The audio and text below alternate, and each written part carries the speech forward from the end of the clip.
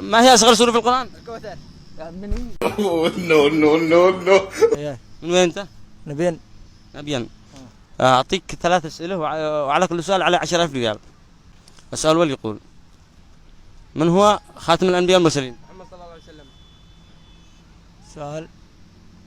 خلينا نكمل أول علي. خلينا نكمل.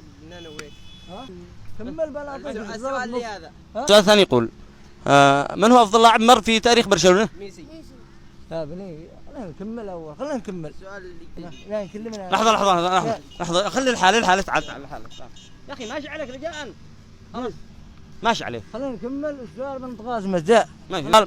السؤال الثالث يقول: ما هي أصغر سورة في القرآن؟ الكوثر. يا بني ذا أعطيك أنا ما يفهم ذا حمار لا. خلاص كنت معانا في مقلب، هذا تبعي طبعا.